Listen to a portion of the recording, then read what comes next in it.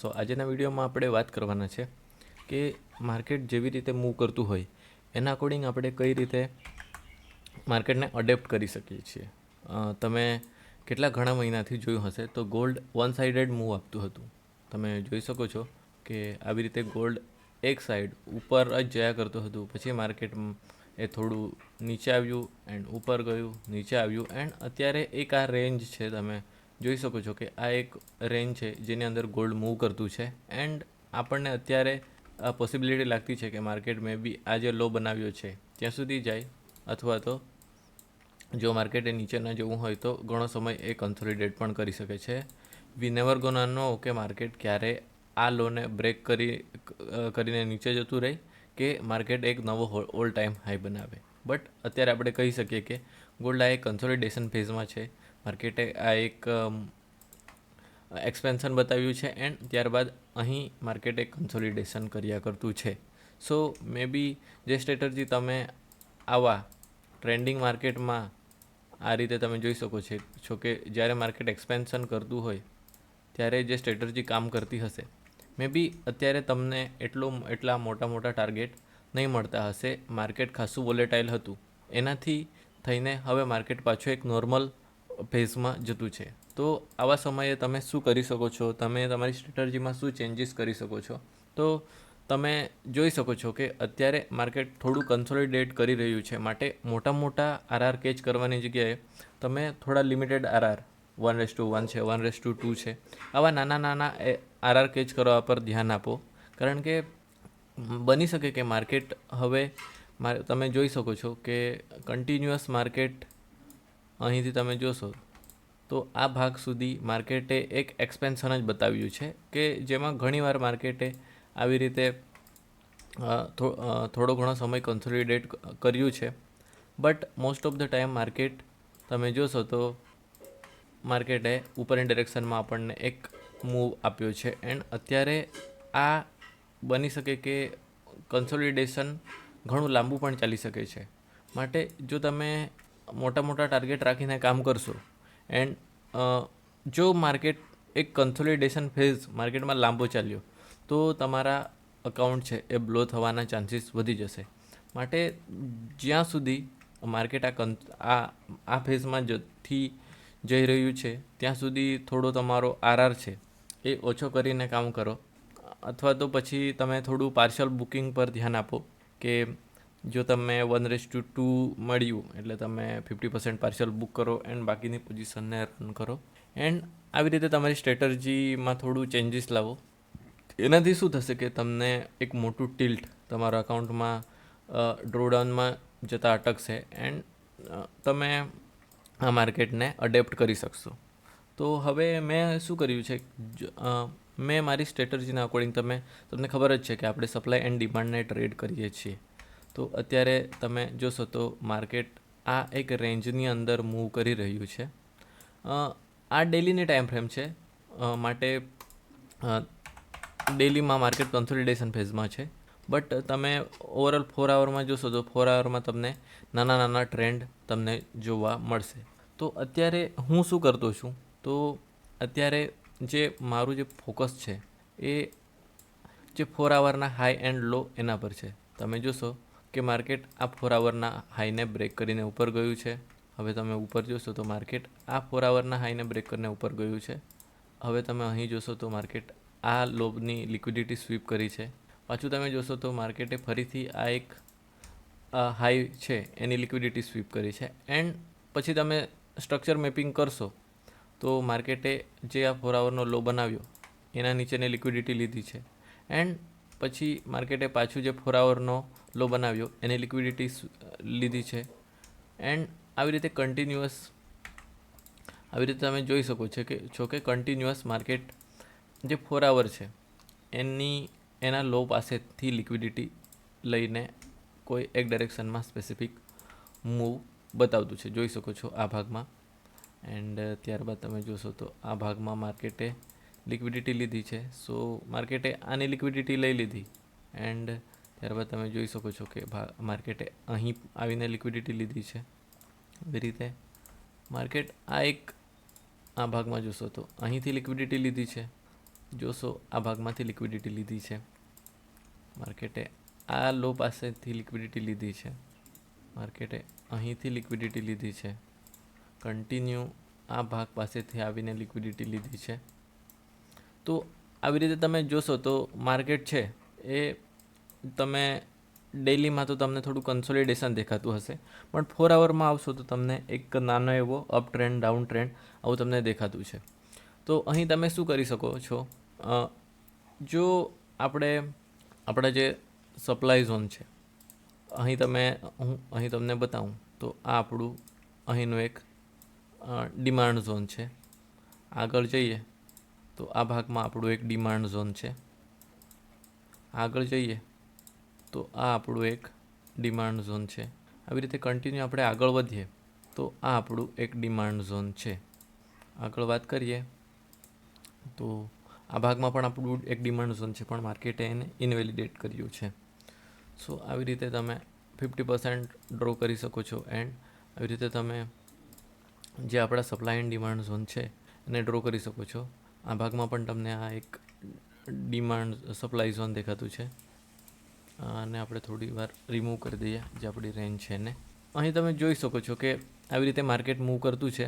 માર્કેટે આ ભાગમાં તમે જોશો તો આ એક આપણું સપ્લાય ઝોન છે, આ અહીં સપ્લાય ઝોન છે, એન્ડ અહીં પણ તમે જોશો તો માર્કેટ અહીંથી આ એક સપ્લાય ઝોનમાંથી મૂવ કરતું છે. આવી રીતે માર્કેટ તમે જોઈ શકો છો કે આવા જે આપણા સપ્લાય એન્ડ ડિમાન્ડ ઝોન છે એમાંથી મૂવ કરતું છે. બટ અત્યારે સિચ્યુએશન એવી છે કે માર્કેટ એક કન્સોલિડેશન ફેઝમાં મૂવ કરતું છે.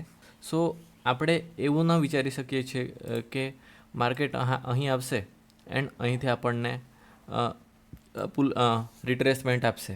સો આ ભાગમાંથી જે ટ્રેડ કરવું એ થોડું રિસ્કી બની જાય છે. સો તમે શું કરી શકો છો, એન્ડ જે એકચ્યુઅલમાં લોકો કરે છે કે હંમેશા આપણે શું કરીએ છીએ કે જે આ ભાગમાં જે એકદમ બોટમ છે, બોટમમાંથી એન્ટ્રી લેવાનું વિચારીએ છીએ, એન્ડ જે આ ભાગમાં આપણો જે હાઈ છે અહીં આપણે નીકળવાનું વિચારીએ છીએ આ ભાગમાં. તો મેક્સિમમ જે લોકો છે જેઓ આ ભાગમાંથી એન્ટર થાય છે એન્ડ જે ટોપ છે અહીં નીકળે છે, એવો માર્કેટમાં વધારે લૂઝ કરે છે કમ્પેર ટુ જેઓ આ ભાગમાં જે ટ્રેન્ડ કર્યું કે માર્કેટે આની અંદર આવ્યું, પ્રોપર રિજેક્શન આપ્યું, એન્ડ આ ભાગમાંથી તમે એન્ટર થઈ ગયા એન્ડ કાઇન્ડ ઓફ આ ભાગમાં તમે નીકળી ગયા.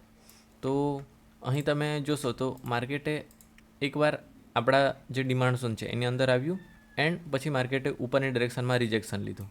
રિજેક્શન લીધા બાદ માર્કેટે પાછું રિટ્રેસ કર્યું આપણા જે કન્ફર્મ 4 આવરના ડિમાન્ડ ઝોનની અંદર, એન્ડ એમાંથી માર્કેટે આપણને એક આવી રીતે નવો એક 4 આવરનો હાઈ બનાવ્યો કે જ્યાં આપણી પાસે બે કન્ફર્મેશન છે. એક તો આ આપણો પ્રોપર હાઈ છે કે જ્યાં લિક્વિડિટી રહેલી છે, એન્ડ આ આપણો જે લોઅર ટાઈમ ફ્રેમનો ઇન્ટરનલ હાઈ છે કે જ્યાં માર્કેટ જવાનું જ છે. સો તમે શું કરી શકો કે આ ભાગમાંથી એન્ટ્રી લઈ શકો એન્ડ કન્ટિન્યુ આને ટાર્ગેટ કરી શકો. બટ જ્યારે તમારો આ હાઈ આવે ત્યારે આ ભાગમાં તમારે નીકળી જવાનું છે. તો આવી રીતે તમે કરશો તો આવા કન્સોલિડેશનવાળા માર્કેટમાં પણ તમે પ્રોફિટ કરી શકશો. હવે તમને એક્ઝિક્યુશન વિશે થોડું કહું તો એક્ઝિક્યુશનમાં તમારે શું કરવાનું છે કે સેમ જે વસ્તુ આપણે કરતા હતા સેમ એ જ વસ્તુ કરવાની છે કે 15 મિનિટમાં જ્યારે માર્કેટ પોતાનું સ્ટ્રક્ચર ચેન્જ કરે ત્યારે તમારે એની અંદર એન્ટર થઈ જવાનું છે. અહીં તમે જોઈ શકો છો કે 4 આવરમાં માર્કેટે સ્ટ્રક્ચર ચેન્જ કર્યું એન્ડ ત્યારબાદ માર્કેટ અહીં આવ્યું. સો અહીંથી તમે એન્ટ્રી લઈ શકો છો.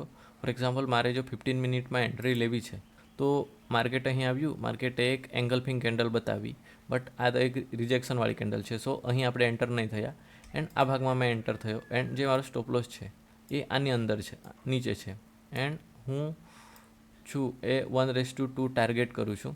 સો જો તમે ધારો તો તમે 1:2 લઈને નીકળી શકો છો. એન્ડ જો તમારે મોટો ટાર્ગેટ કરવો હોય તો તમે આ ભાગને ટાર્ગેટ કરી શકો છો. બને તો તમે જે આ માર્કેટનો આ જે આપણો ઇન્ટરનલ હાઈ છે ત્યાં તમે પાર્શિયલ બુક કરી શકો છો, અથવા તો જો તમે ટ્રેડને હોલ્ડ કરવાનું તો આ ભાગમાં સુધી કરી શકો છો. પણ હું તમને કહીશ કે તમે અત્યારે થોડા ઓછા આરઆર 1:2 સાથે જાઓ, 1:1, 1:2 સાથે જાઓ, એન્ડ માર્કેટ આ એક કન્સોલિડેશનવાળા ફેઝમાંથી નીકળશે પછી તમે થોડા હાઈ આરઆર ટાર્ગેટ કરો. એકચ્યુઅલીમાં થતું એવું હોય છે કે જ્યારે માર્કેટ કન્સોલિડેટ કરતું હોય ત્યારબાદ જ માર્કેટમાં એક મોટો મૂવ આવે છે. આનું એક્ઝામ્પલ તમે જોશો તો તમને હું બતાવું. અહીં તમે જોશો કે યસ્ટરડેની જ પ્રાઇઝ એક્શન છે. માર્કેટ ઓપન થયું ત્યારબાદ માર્કેટે ટોટલ એક દિવસ એન્ડ 1 કલાક માટે કન્સોલિડેટ કર્યું, એન્ડ આટલું કન્સોલિડેટ કર્યા બાદ માર્કેટે તમે જોઈ શકો છો કે આટલો મૂવ ફક્ત 4 કલાકની અંદર આપી દીધો. તો બની શકે કે આ જે ડેલીનું કન્સોલિડેશન છે એ કન્સોલિડેશન કોઈ એક સાઈડના મૂવ માટે પ્રિપેર કરી રહ્યું છે. બની શકે કે એ સીધો આ ભાગમાં આપણને મૂવ આપી દે અથવા તો સીધો નીચેની ડિરેક્શનમાં. બટ માર્કેટ કન્સોલિડેશન કરતું છે, ઇટ મીન્સ કે માર્કેટ ફ્યુલ ભેગું કરતું છે કોઈ એક ડાયરેક્શનમાં જવા માટે. જે સાઈડ લિક્વિડિટી વધારે હશે એ સાઈડ માર્કેટ નીકળી જશે. તો અત્યારે તો આપણે કહી નહીં શકીએ કે માર્કેટ કઈ ડિરેક્શનમાં જાય, બટ માર્કેટ જે હિસાબે એક કન્સોલિડેશન ફેઝમાં ફસાયેલું છે એ હિસાબે આપણે આપણી સ્ટ્રેટર્જીમાં થોડો ટ્વીક કરીને જે માર્કેટ છે એને અડેપ્ટ કરી શકીએ. જો આપણે અડેપ્ટ કરીશું નહીં તો શું થશે કે આપણા અકાઉન્ટ બ્લો થશે, આપણને જ લોસ થશે. માટે માર્કેટ કોઈ એક ડાયરેક્શન પકડે ત્યારબાદ આપણે ફરીથી જે આપણી હાયર આરઆરવાળી સ્ટ્રેટર્જી છે એના પર શિફ્ટ થઈ શકીએ. એન્ડ જ્યાં સુધી માર્કેટ આ એક કોમ્પેક્ટ ઝોનમાં ફસાયેલું છે ત્યાં સુધી આપણે ઓછા આરઆરમાં રહીએ તો આપણા માટે સારું છે. કારણ કે કોઈપણ સ્ટ્રેટર્જીને આપણે ટ્રેડ કરીએ, જો આપણે સ્વિંગ ટ્રેડ કરતા હોય તો મેક્સિમમ આપણને ફાયદો ક્યારે થાય જ્યારે માર્કેટ કોઈ એક ડાયરેક્શનમાં વન ડાયરેક્શનલ મૂવ આપણને આપે. બટ અત્યારે થતું આવું છે કે માર્કેટ કન્સોલિડેશન ફેઝમાં ફસાયેલું છે, એના કારણે આપણે ટ્રેડને હોલ્ડ કરીએ છીએ but a break even hit કરી જ જાય છે. એન્ડ 3-4 ટ્રેડ આપણને સાથે લોસ થઈ ગયા તો આપણી એક લૂઝિંગ સ્ટ્રીક પણ આવી જાય છે. સો જો તમે પણ થોડા લોસીસ ફેસ કરી રહ્યા હશો તો આવી રીતે તમારી સ્ટ્રેટર્જી કોન્સેપ્ટ સેમ જ છે. જે આપણે વસ્તુથી ટ્રેડ કરતા છે એ બધી વસ્તુ સેમ જ છે. ફક્ત તમારે જે આરઆર છે એ કેચ કરવામાં થોડું ઓછા આરઆર કેચ કરવા પડશે, એન્ડ ઓછા આરઆર કેચ કરી શકો છો અથવા તો તમે પાર્શિયલ બુક કરી શકો છો. આ બે વસ્તુ પર ધ્યાન આપશો, અડેપ્ટ કરશો તો માર્કેટ તમને જરૂરથી રિવોર્ડ આપશે. બાકી તો એના સિવાય મેં એક વિડીયો બનાવ્યું છે કે જેમાં મેં કીધું છે કે ગોલ્ડ થોડા સમય માટે જે કન્સોલિડેટ કરતું છે એટલા સમય માટે તમે બીજી બધી પેર છે, ફોરેક્સની પેર છે, ઇન્ડિસીસ છે, એ બધી વસ્તુ પર પણ તમે શિફ્ટ થઈ શકો છો. તો આ જ હતું આજનું વિડીયો કે જેમાં તમને મેં કીધું છે કે કઈ રીતે તમે આવા માર્કેટને અડેપ્ટ કરી શકો છો. બાકી તો જોઈએ હવે ગોલ્ડ કેવી રીતે ક્યાં મૂવ કરે. જ્યાં સુધી આવી રીતે મૂવ કરશે ત્યાં સુધી આપણે થોડું કન્ઝર્વેટિવ ટ્રેડ કરવાનું ટ્રાય કરીશું. એન્ડ અત્યારે મારું પણ જે પીપસ્ટોન કેપિટલનું અકાઉન્ટ છે એ 5% ડાઉન છે. આ જ બધી વસ્તુના કારણે કે હાયર આરઆર કેચ કરવામાં સ્ટોપ લોસ બ્રેક ઇવન વધારે હિટ થાય છે, એન્ડ જ્યારે લોસ થાય છે ત્યારે એ સાથે જ થાય છે. તો જોઈએ હવે આપણે થોડું કન્ઝર્વેટિવ થઈને કામ કરવાનું છે, થોડા ઓછા આરઆરથી કામ કરીશું. તો જ્યારે ગોલ્ડ આપણને એક મોટો મૂવ આપશે અથવા તો કોઈ એક ડિરેક્શનલ મૂવ આપશે ત્યારબાદ ફરીથી આપણે આપણી જે સ્ટ્રેટર્જી છે એના વડે ટ્રેડ કરવાનું સ્ટાર્ટ કરી દઈશું. તો હોપ કે તમને આજનો વિડીયો છે ઇન્ફોર્મેટિવ લાગ્યું હોય. જો વિડીયો ગમ્યું હોય તો વિડીયોને લાઇક કરજો, ચેનલને સબસ્ક્રાઈબ કરજો. બાકી મળીએ એક નવા વિડીયોમાં. Thank you.